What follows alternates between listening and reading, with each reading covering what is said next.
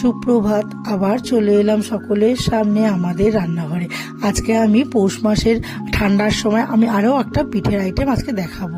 আমি গোকুল দুধ পিঠে বানাবো। প্রথমে ফ্রাই প্যানে নারকেল কোড়াটা দিয়ে গুড় দিয়ে ভালো করে নাড়িয়ে ছাড়িয়ে এবার একটু গুঁড়ো দুধও দেবো, লিকুইড দুধও দেবো। ওটাকে ভালো করে নাড়িয়ে টাড়িয়ে যখন শুকনো হয়ে যাবে তখন ওটাকে নামিয়ে রাখবো। এবার ওটা ঠান্ডা হতে হতে আমি চালের গুঁড়ো, ময়দা আর একটু চিনি আর একটু নুন দিয়ে ব্যাটারটাকে অল্প অল্প জল দিয়ে ভালো করে গুলে নেব। এবার ওই নাড়ুর মতো ওটাকে হাতের মধ্যে পাকিয়ে এবার একটু চ্যাপটা করে ওই ব্যাটারে চুবিয়ে সাদা তেলে ছাকা তেলে ভেজে তুলে নেব। ওই আরেক দিকে আমি দুধ বসিয়ে দেব। দুধটা ফুটে উঠলে ওর মধ্যে গুড় দিয়েও ভালো করে চাল দিয়ে আর একটু ঘন হওয়ার জন্য একটু গুঁড়ো দুধ আর একটু চালের গুঁড়ো ওটাকে দিয়ে ছড়িয়ে দেবো। দিয়ে এইবার এই যেগুলো বানিয়েছি ভেজেছি ওগুলো ওর মধ্যে দিয়ে দেবো। দিয়ে ফুটে উঠলে গাওয়া ঘি দিয়ে নাড়িয়ে চাড়িয়ে নামিয়ে নেবো। তাহলেই তৈরি হয়ে যাবে আমার গোকুল দুধ পিঠে।